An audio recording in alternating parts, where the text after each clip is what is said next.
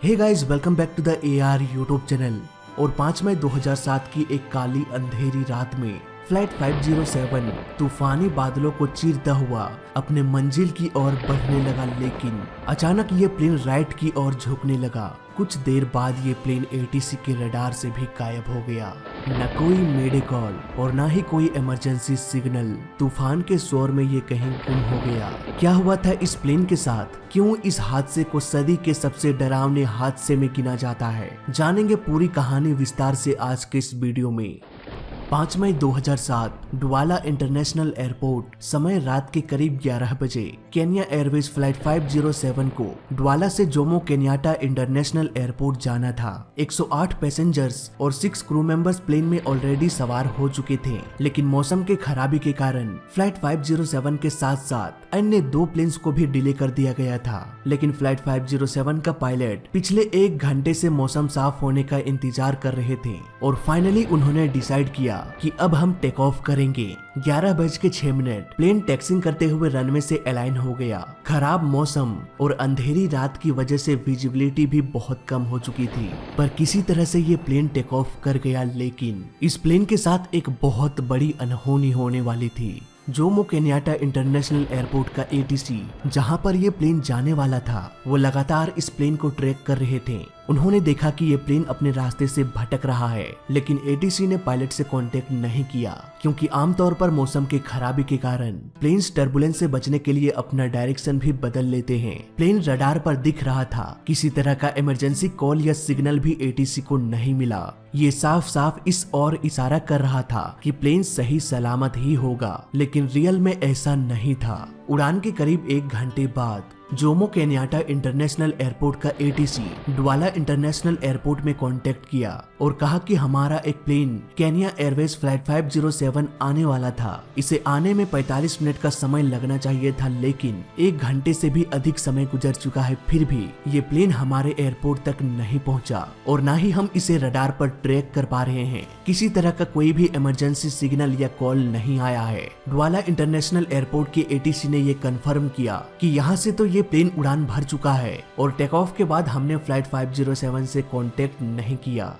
ATC की ये बातें कहीं न कहीं किसी बड़े प्लेन हादसे की ओर इशारा कर रहा था। रात के समय और खराब मौसम के कारण रेस्क्यू टीम हेलीकॉप्टर्स उड़ा भी नहीं सकते थे। अगर प्लेन सिटी के कहीं आसपास गिरता तो तुरंत ही ये न्यूज आग की तरह फैल जाती और घटना स्थल का पता चल जाता, लेकिन कई घंटे गुजरने के बाद भी प्लेन का कुछ भी पता नहीं चल पाया। सुबह होते ही कई सारे सर्च टीम को भेजा गया। देखते ही देखते सुबह से शाम हो गई और शाम से रात, पर फिर भी प्लेन का कुछ भी पता नहीं चल पाया। प्लेन क्रैश में रेस्क्यू टीम को जल्द से जल्द घटना स्थल पर पहुंचना होता है, तभी घायलों की जान बचाई जा सकती है। लेकिन 1 दिन गुजरने के बाद भी रेस्क्यू टीम को ये भी नहीं पता चल पाया कि आखिर प्लेन कहां पर क्रैश हुआ है। ये सर्च ऑपरेशन जारी रहा और करीब 2 दिन बाद गांव के कुछ निवासियों ने जंगल में प्लेन का मलबा देखा। तुरंत ही एक टीम घटना स्थल पर पहुंच गई और जब उन्होंने वहां का नजारा देखकर उन्हें यकीन करना मुश्किल हो गया। प्लेन के इतने टुकड़े हो चुके थे मानो ये फुल स्पीड से धरती से टकरा गया हो। किसी की भी बचने की कोई उम्मीद नजर नहीं आ रही थी। घटना स्थल से 29 बॉडीज को निकाला गया। बाकी के बॉडीज या तो दलदल में दफन हो गया या फिर उनकी हालत इतनी गंभीर हो चुकी थी कि उन्हें पहचानना भी नामुमकिन हो गया। कुछ हादसे ऐसे होते हैं जिन्हें शब्दों के जरिए बयान नहीं किया जा सकता। ये हादसा भी उन्हीं हादसों में से एक था।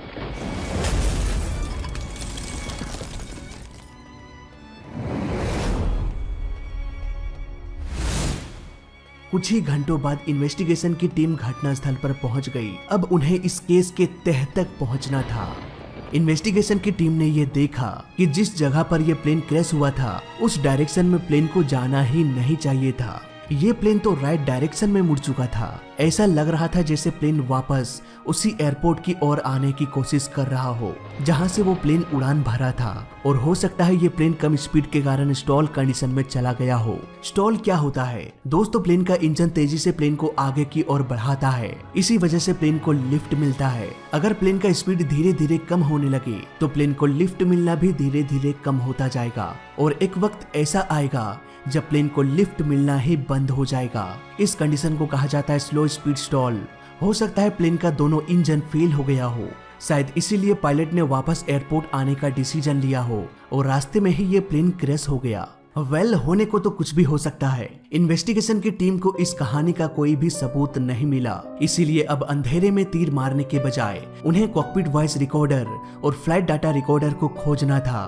दलदल में लगातार 10 दिनों की छानबीन के बाद प्लेन का दोनों ब्लैक बॉक्स सही सलामत मिल गया। अब बस इसे डिकोड करने की देरी थी।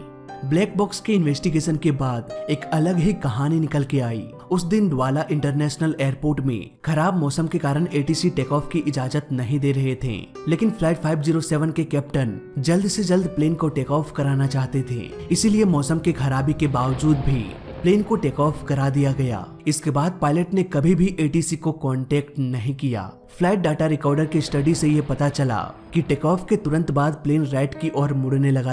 20 डिग्री, 30 डिग्री, फिर भी प्लेन के दोनों पायलट ने प्लेन को संभालने की भी कोशिश नहीं किया। तभी कॉकपिट में एक अलार्म बजने लगा। ये एक बैंक एंगल अलार्म था। जब प्लेन 35 डिग्री से अधिक किसी डायरेक्शन में झुक जाता है तब प्लेन में बैंक एंगल का अलार्म बजने लगता है। जैसे ही ये अलार्म बजा वैसे ही दोनों पायलट्स ने प्लेन को कंट्रोल करने की कोशिश करने लगे, जबकि अलार्म के पहले वो शांत बैठे हुए थे। क्यों उन्होंने प्लेन के अलार्म के पहले प्लेन को कंट्रोल करना सही नहीं समझा और प्लेन झुकता गया और बस झुकता ही गया। क्या पायलट्स कॉकपिट में ही सो चुके थे? इन सवालों का जवाब पाने के लिए इन्वेस्टिगेशन की टीम को अब कॉकपिट वॉइस रिकॉर्डर की छानबीन करना था। कॉकपिट वॉइस रिकॉर्डर की छानबीन के बाद ये पता चला कि जैसे ही प्लेन राइट की ओर मुड़ने लगा, कैप्टन ने प्लेन को लेफ्ट की ओर मुड़ना शुरू किया ताकि प्लेन सीधा हो सके। यहाँ पर कैप्टन ने यह नोटिस किया कि प्लेन तो लगातार राइट की ओर झुकने की कोशिश कर रहा है और हम कब तक प्लेन के योक को पकड़कर इसे सीधा करने की कोशिश करेंगे। इससे अच्छा है कि प्लेन के ऑटो पायलट को ऑन कर दिया जाए। कैप्टन ने फर्स्ट ऑफिसर को कहा कि प्लेन राइट की ओर मुड़ रहा है, इसीलिए ऑटो पायलट को एक्टिवेट कर दो। दोस्तों, प्लेन का ऑटो पायलट जरूरत के हिसाब से प्लेन को मोड़ सकता है। ये ऑटो पायलट फ्लाइट 507 के झुकाव को भी रोक सकता था, लेकिन कैप्टन के कहने के बावजूद भी फर्स्ट ऑफिसर ने ऑटो पायलट को ऑन नहीं किया। हो सकता है फर्स्ट ऑफिसर ठीक से सुन नहीं पाया या फिर उनका ध्यान कैप्टन की ओर नहीं था। अगर फर्स्ट ऑफिसर प्लेन के ऑटो पायलट को ऑन कर देते तो वो कैप्टन को कंफर्म भी कर देते कि हाँ, मैंने ऑटो पायलट ऑन कर दिया है। इसके बाद ही कैप्टन को कंफर्म होना चाहिए था कि हाँ, ऑटो पायलट ऑन हो चुका है, लेकिन फर्स्ट ऑफिसर ने ऐसा कोई भी कंफर्मेशन नहीं दिया क्योंकि ऑटो पायलट तो ऑन हुआ ही नहीं था।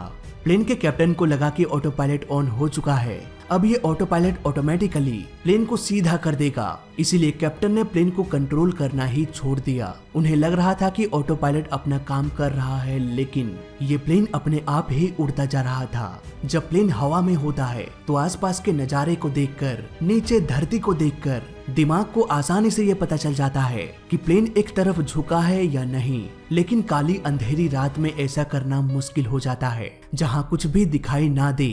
ऐसे कंडीशन में दिमाग का सेंसर भी काम करना बंद कर देता है। 10 डिग्री, 20 डिग्री, 30 डिग्री, इसी तरह से प्लेन राइट की ओर झुकता गया और दोनों ही पायलट्स इस बात से अनजान थे कि हमारा प्लेन राइट की ओर मुड़ रहा है। हालांकि कॉकपिट में एक डिस्प्ले भी होता है जो ये इंडिकेट करता है कि प्लेन कितना डिग्री रोल कर रहा है। हो सकता है पायलट्स ने उस डिस्प्ले में ध्यान नहीं दिया और प्लेन का झुकाव 30 डिग्री से भी अधिक हो गया। जब ये झुकाव 35 डिग्री से अधिक हुआ वैसे ही अलार्म बजने लगा। अब यहाँ पर दोनों पायलट्स को ये समझ में आ गया कि हमारा प्लेन रोल करने लगा है नहीं बल्कि कर चुका है। अलार्म के सुनते ही दोनों पायलट्स पैनिक होने लगे। दोनों ही प्लेन के कंट्रोल को अपने हाथों में ले लिया। वो प्लेन के योक को कभी लेफ्ट की ओर मोड़ते तो कभी राइट की ओर। इस वक्त प्लेन 2290 फीट के एल्टीट्यूड में फ्लाई कर रहा था। ये ऊंचाई बेहद कम थी। इतने कम एल्टीट्यूड से गिरते हुए प्लेन को बचाना बेहद मुश्किल था, क्योंकि प्लेन को सीधा करने से पहले ही प्लेन धरती से टकरा जाएगा। यानी कि अब उनके पास कोई भी रास्ता नहीं था सिवाय मौत के। टेक ऑफ किए हुए अभी 2 मिनट भी नहीं हुआ था कि प्लेन तेजी से धरती की ओर नीचे गिरने लगा और कुछ ही सेकंड्स में सब कुछ खत्म हो गया। इससे पहले कि पायलट्स प्लेन को संभाल पाते, ये प्लेन धरती की गोद में समा गया। ये घटनाएं हमें सिखाती है कि अगर 2 पायलट्स के बीच अच्छा रिलेशनशिप ना हो तो अंजाम कितना घातक हो सकता है। फ्लाइट 507 के कैप्टन 52 वर्ष के थे। उनके पास 8,500 घंटे का एक्सपीरियंस था, जबकि फर्स्ट ऑफिसर महज 23 साल के थे। 20 साल की उम्र में उन्होंने केनिया एयरवेज को ज्वाइन किया था, तो जाहिर सी बात है उनका एक्सपीरियंस उतना अधिक नहीं होगा। फिलहाल इस केस स्टडी में अभी तक के लिए बस इतना ही। वीडियो अच्छा लगा तो लाइक कर देना, बुरा लगा तो डिसलाइक कर देना, और दोनों ही केस में इस चैनल को सब्सक्राइब कर देना, क्योंकि इस चैनल में सीखने के लिए बहुत कुछ है। तो मैं मिलता हूँ आपसे अगली वीडियो में, तब तक के लिए देखते रहिए और सीखते रहिए। जय हिंद, वंदे मातरम।